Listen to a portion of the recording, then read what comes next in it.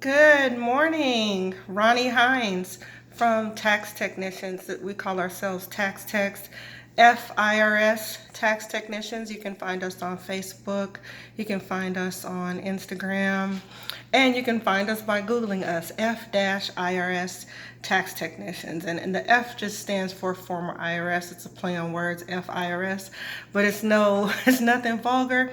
It's just to say that we're former IRS tax technicians or former IRS employees that now use our talents and our expertise to serve the public. So it's Tuesday, and with Tuesday, we always bring you a tax talk. And I know you always see me, Ronnie Hines, but when I say we, I mean my other former IRS colleagues that are now serving the public with their talents as well, that exist in Florida, California, me in Houston.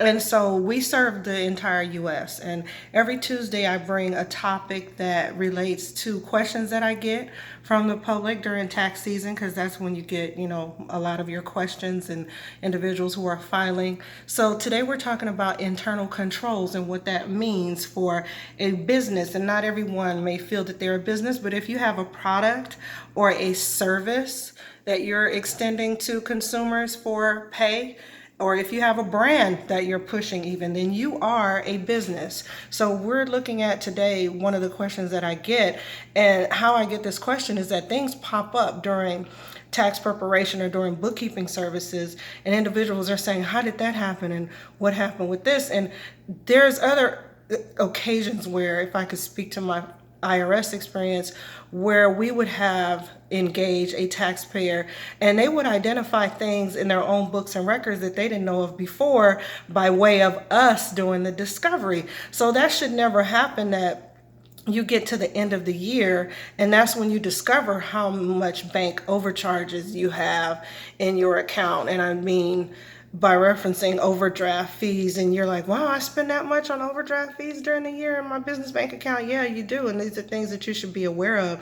One of the ways you're aware of that is by reconciling monthly and quarterly. But if you're a larger brand, and this discussion of the topic kind of goes into individuals that we work with on occasion that are larger brands. We're talking about entertainers, and they have a lot of money coming in, and they have management, and they have the agencies that are representing them or who they sign the contract with, the company that they sign the contract with, and all of those individuals who are like their handlers, who handle everything for them, their touring schedules, all of those individuals are connected. So what happens is the music company or whoever you sign a contract with, or whatever agency you sign on with, they assign you all of your people. They assign you your management, they assign you your bookkeepers, your CPAs, your accountants, your tax people. They assign you everything. So all of those individuals are well connected.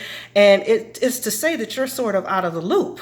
So you don't want to hire representation or hire services from anybody where you're not fully aware of what's going on with your finances, or where you stand at all times, and that you can't ask them, and that you can't have full access to your own records and be aware just of what's going on in your own accounts. And I see that. I see individuals with bookkeepers or accountants, and every time I want to ask a question, especially during my auditing stint as an auditor with the IRS, every time I had a question, they'd have to ask someone else.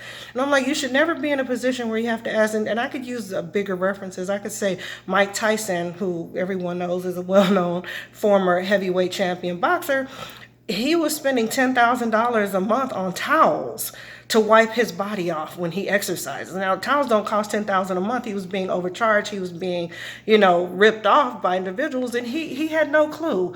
One of the ways you can identify or to help yourself if you're a larger brand is that you have a third party come in and do like a sweep of your books and records. You have them just do an independent review of your books and records and give you that report. Someone who's not associated with the company, the brand, the anything, that all those individuals who are well connected, and they do this for everybody in the company, right? Because that means you don't have the proper internal controls when that happens, because everyone's associated. To have the proper internal control, you need a person who's not It could even happen with family. If you've ever heard the MC Hammer story, like his brother was, it could even be closely related, that you have everything so interconnected that there's no third party to give you a fully independent review of your records and your books and your finances, where you stand. And sometimes that's what you need. So if you're doing it yourself and you're finding yourself in trouble and you can't identify where the trouble is, it doesn't cost a lot for you as a small business person to have a third party come in and say, okay, let's do a review of your books and records of your finances for the entire year, and give you that one report. You get that service one time, and having that service one time can put you back on track or make you aware of things that you just weren't aware of because you're so busy. And it happens. That's the obvious reason you're not aware of it, because you're so busy. And so there's no problem with having a third party come in if you have bookkeepers, CPAs, and they have a problem with a third party coming in to do a review. It's kind of, you can call it a financial review. It's kind of like a forensic accounting review of everything that's going on with you and your finances. You have the right to do that. And if you have individuals who are around you that have a problem with you hiring a third party, there's a problem. So we're talking about internal controls, and how you keep proper internal controls is you have a healthy checks and balances system. That means the person who looks at the check, authorizes the check, signs the check, and reconciles the bank account is not the same person.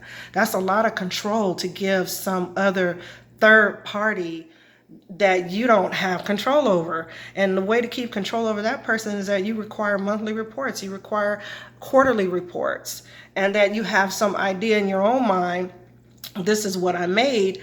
If I'm only profiting after, making $1 million, if my check is $20,000, I need to, 200,000 from $1 million, I need to account for $800,000 of expenses.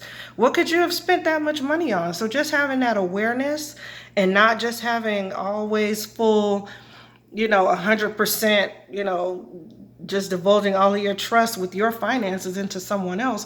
You need to have some perspective about where and what they're doing. What are they bringing to the table? Are they, protecting your finances? Are they investing it? Are they, putting things in places that reap you a nice investment or a benefit or interest or whatever? You need to just be on board with everything that's going on. But the only way you can be on board with it is if you know it.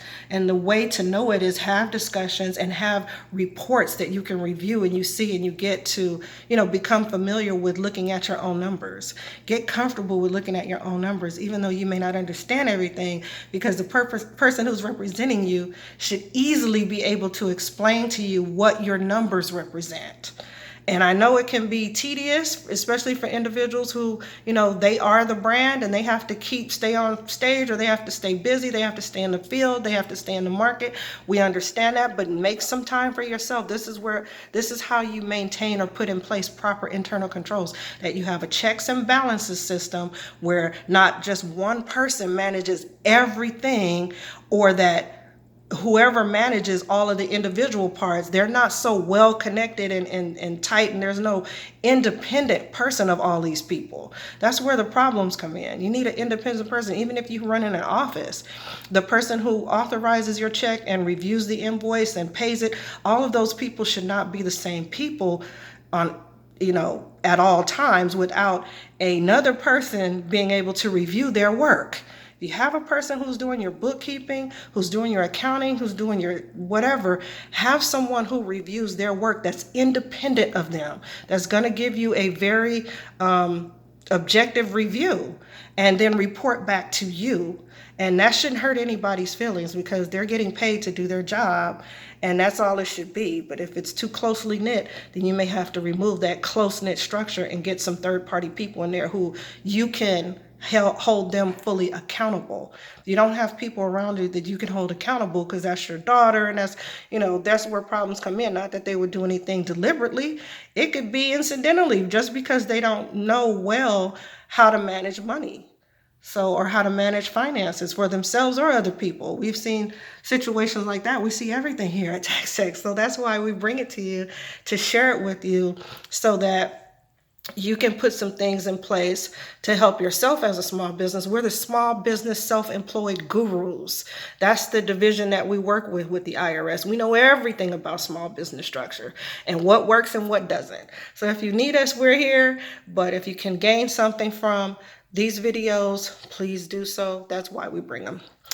Happy Tuesday, Tuesday Tax Talk from TaxText.